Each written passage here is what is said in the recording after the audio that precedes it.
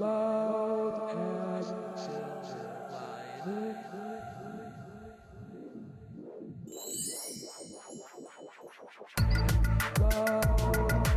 Hey guys, welcome back to BAOC. This week we're going to talk with a gentleman here about his career choices. As you know, this program is basically about self-help and self-improvement and bringing to you information that you might be able to use in your own life. So to my right, we have a gentleman here by the name of Lamont Bullock, and he's a very interested individual, only because he has made so many career choices that I found it very interesting and he always seemed to come out on top of it. So I thought, many people make career changes and or they're thinking about it and they're concerned that may not be able to get the job, or starting a new career could be very stressful. So I just wanted to bring this segment to you guys, and hopefully you'll be able to learn something. All right, so why don't you just talk to the people about your childhood, where you grew up, and how you started out, so you could give a little background. All right. So I was born and raised in Virginia. Pretty large family. My mom is 9 of them, and my dad is 5. But then, all of my cousins, we all grew up kind of together. So started off, actually I grew up in the projects, and I think about it. Started in the projects, and then, as my parents grew better, as a family we did better. We left, and from there, my parents purchased their first home, and then other homes after, but we moved from the projects to pretty much upper middle class. Okay, so when did you know what you wanted to do? What was the first career choice in your head when you was a kid and said, I want to do this when I grow up? So when I knew what I wanted to do was probably about a week ago, actually. But going back, and I think that I was just one of those guys that was just always good in math and science. So because I was, my career path was already laid out for me. And now looking back, it really wasn't what I wanted to do, but you know that now, right? Back then I always thought that I wanted to be a doctor, and I think that was because again, I was always good in math and science and reasoning and figuring things out, and so that path was laid out for me, and I just kind of followed that, right? So then I go to college and I get into these various programs, and then it's when I actually get a chance to kind of like intern or be in that settings, I realized it's not really what I wanted. And I didn't understand that now. Then I didn't understand why it didn't suit me. Now that I've kind of feel like I've come full circle, I 100% understand why that career choice didn't fit me then. Okay. Yeah. So you said you were pretty good in math and science. Mm-hmm.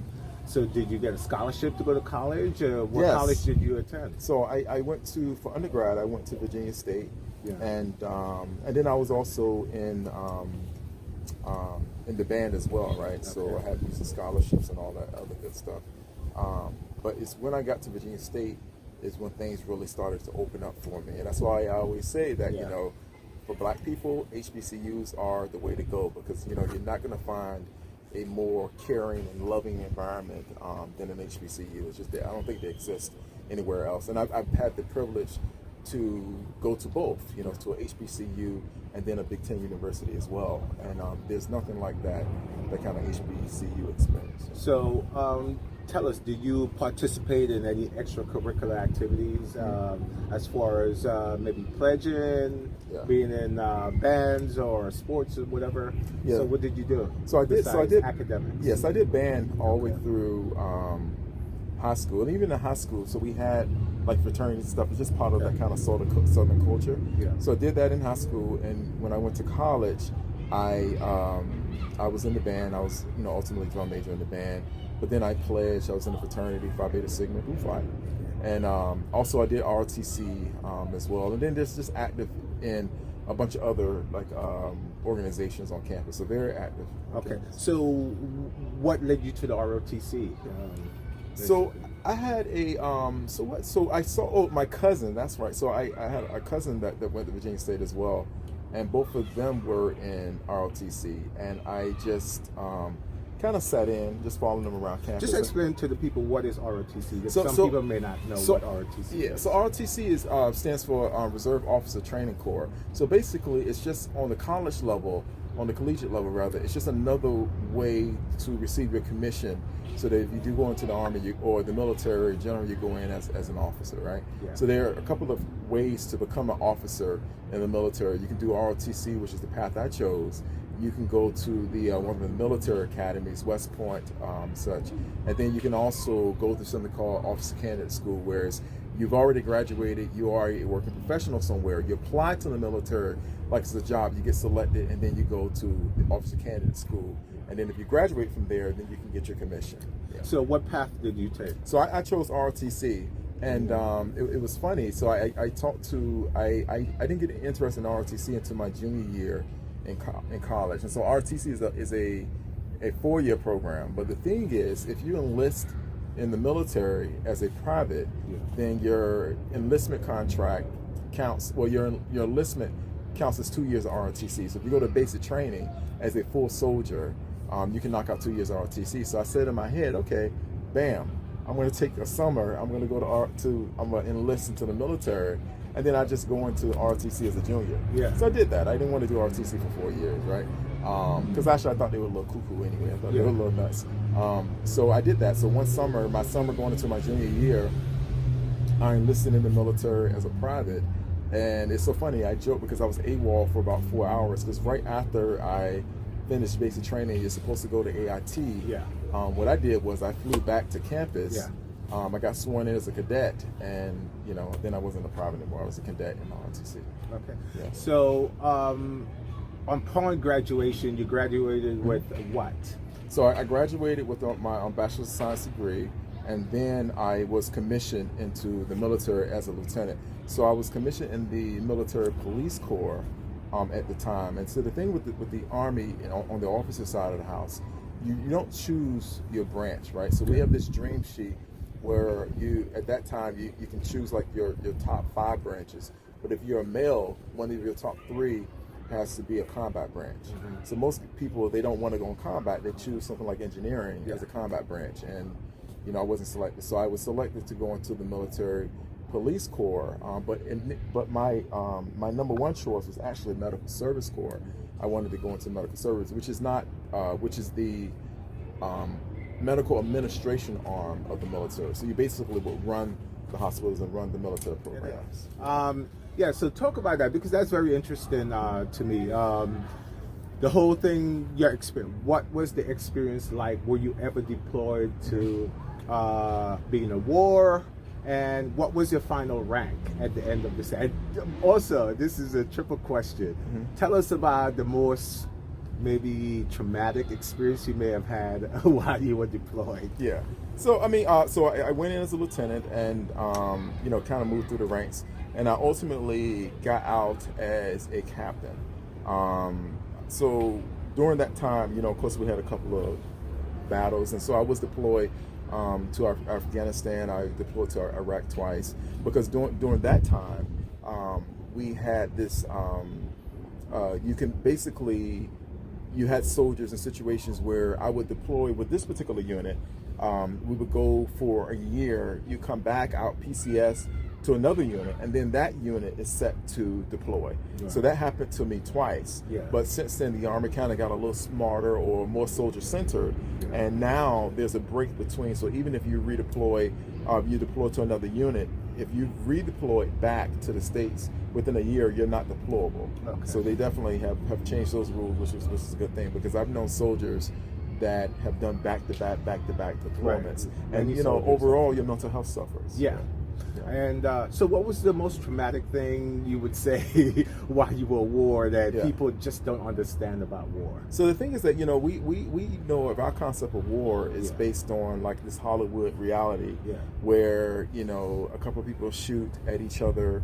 But, when you're doing things like that on a sound stage, once things are done, people get up and walk away. That's not always the case when you're in active combat. And I would say that there's no other stressful situation you can be in than active combat, and it's just nothing like it.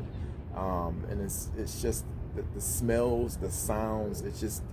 It's one of those things that's just hard to describe until you're actually in it, and you do take it away with you. I'll never forget when I transitioned out of the military, and the guys in my old company still won't let me forget this, because you never think, people speak of PTSD and you never think that affects you. So I did 3 combat tours throughout my career, and my last tour, I already planned on transition out of the military. I just finished grad school, I had a job, everything was set, and I was going to transition out, but my unit was hit to go to, I think that time was Afghanistan.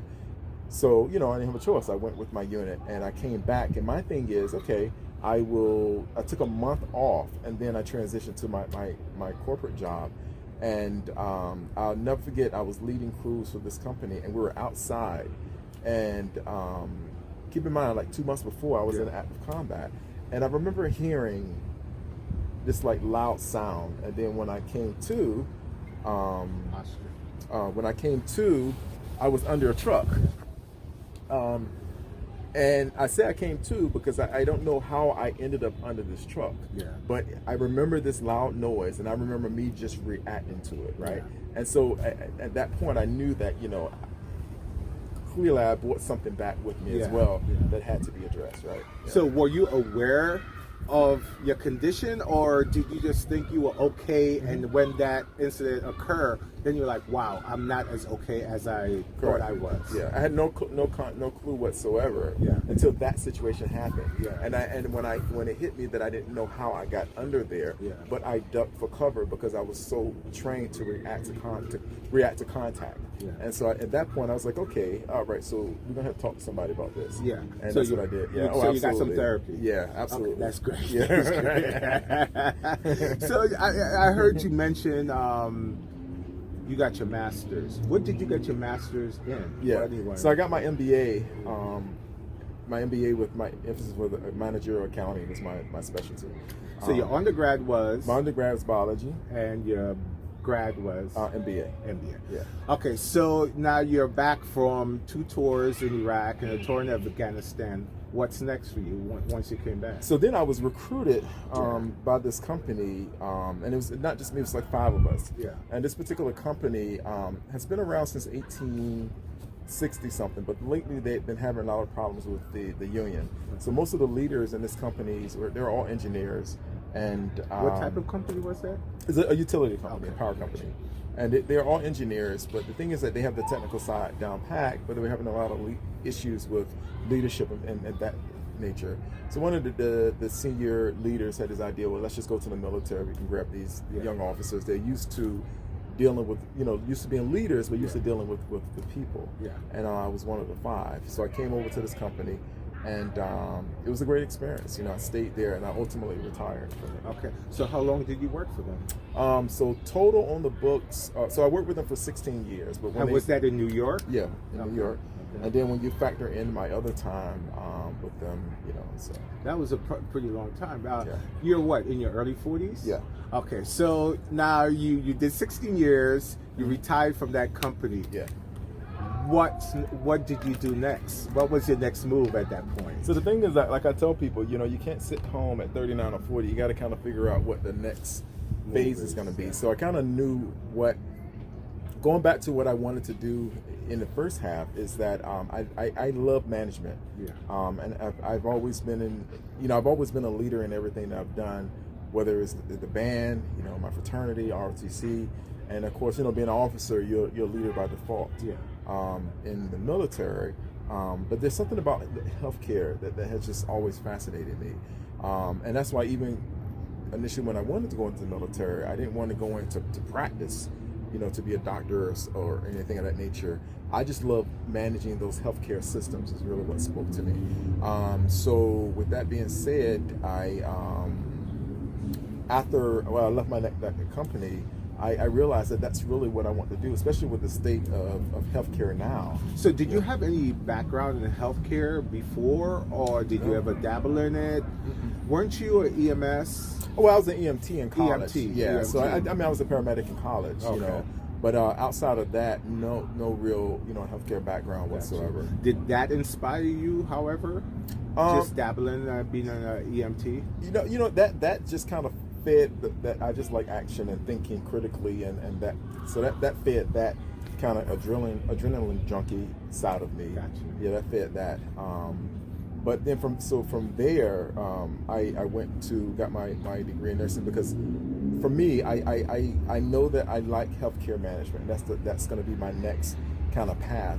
I could have gone directly there and just with my experience in the military, my experience in this corporate environment, my degrees, it would have been an easy transition. But for me, I'm just kind of old school in thought, and a firm believer that you really do need to have a baseline degree in whatever field you're in. I think it just kind of speaks volumes to your ability to first of all talk intelligently about what you're in, but then on top of that, people's confidence in you, because you have that solid education in what you're doing. So from there, I used my GI Bill, with the military, and I went to nursing school. So you were attending nursing school while you were working at your previous job? Yeah. So okay. I was working full time. So full time and going to school? Yeah, I was full time, and then I was going to nursing school. And full time? Full time. Wow. That's pretty heavy load for you. Yeah, but I was an officer in the military. We're superheroes, right? Okay. So how was that like? Trying to juggle? Do you have kids? Yes. Okay, so you have. I have a daughter. Okay. Yeah. So how did you juggle having a daughter and going to work full time and going to school full time? But with a lot of support and prayer, and mostly prayer for my mental health. Okay. But just a lot of support.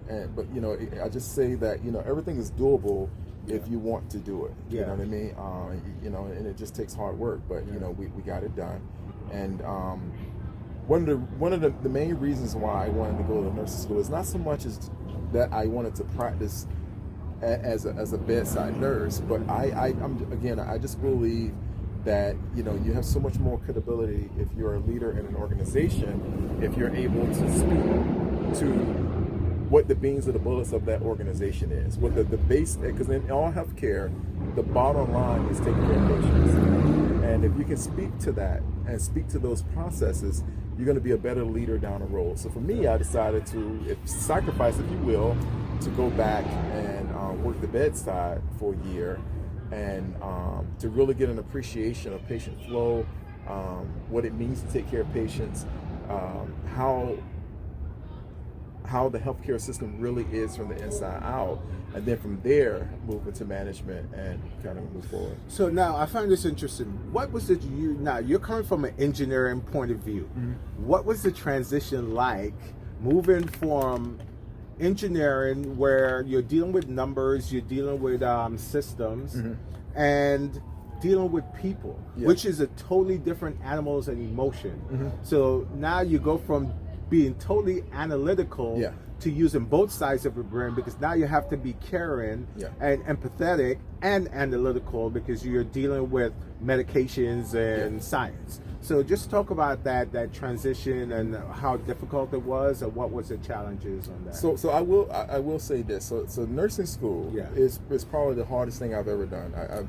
Even more than engineering school. It was harder than E-school. It was harder than even my MBA, believe it or not. And I think part of it is because in everything else that I've done, 1 + 1 is always going to equal 2. In nursing, the answers aren't so clear cut. It's always the best in this situation. There are so many other factors that get involved that you have to think about, right? So nursing school is very, very, very challenging. But you work hard, you come through it. Working in the nursing field or healthcare field now, it just required me to do a lot more.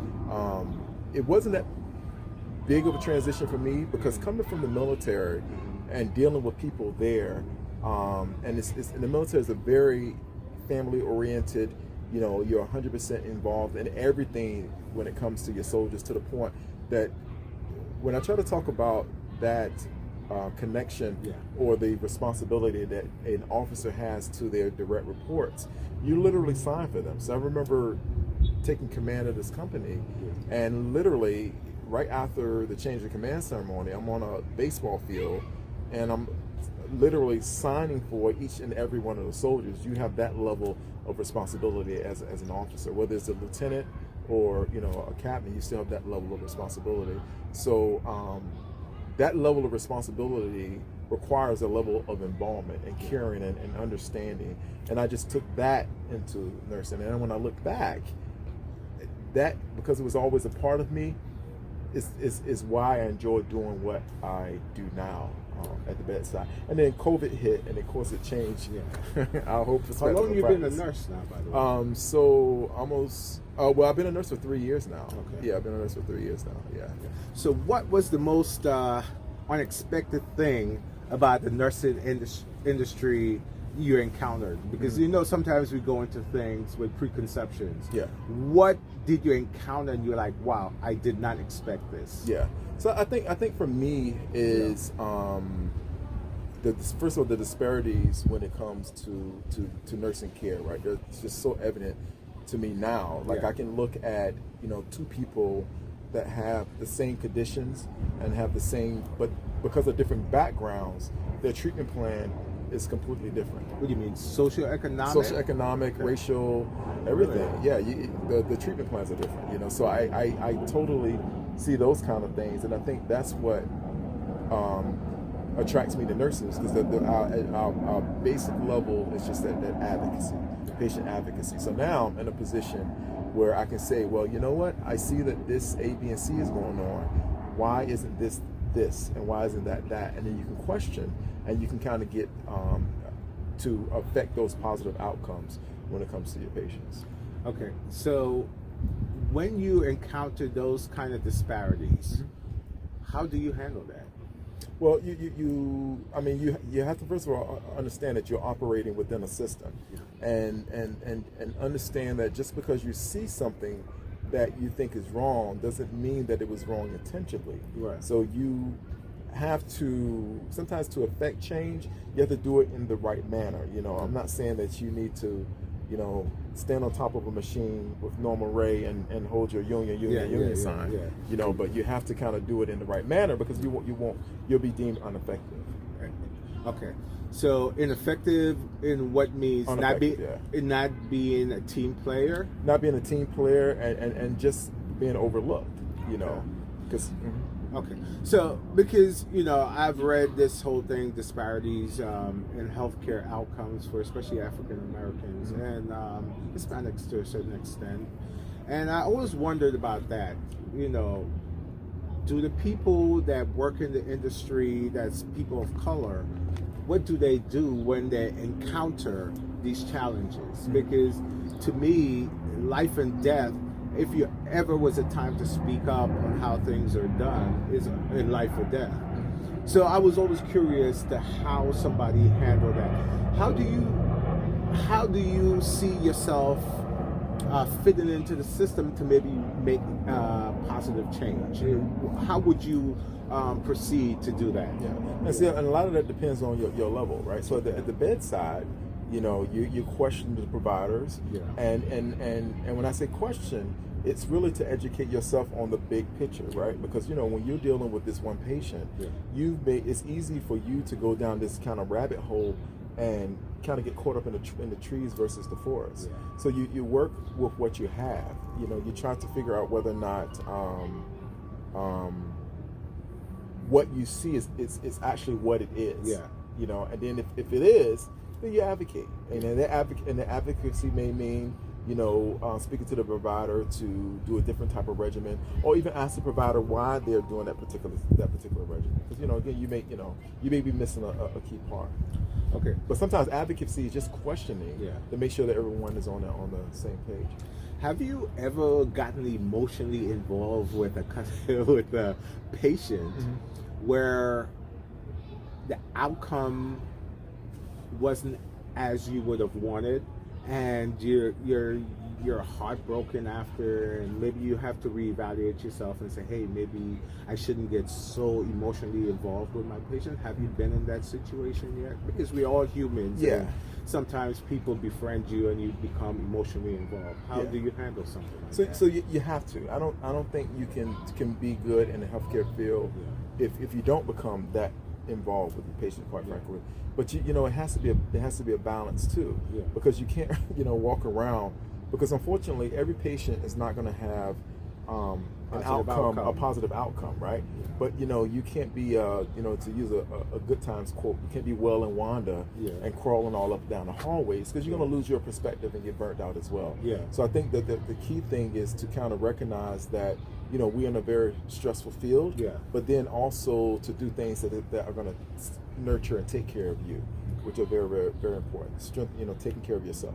So because I was going, your mental health is paramount. If you have, since you're providing health, how do you take care of your mental health? Well, just taking away my days off. All my days off, I don't do anything related to work. How many days off you get? How many days you work a week? I'm not going to tell all the secrets. So that's the whole point of the video, is to inform people. So that's a career choice somebody might want to take, especially a parent that might feel they could spend some time. So explain to people the schedule of nursing. Yes.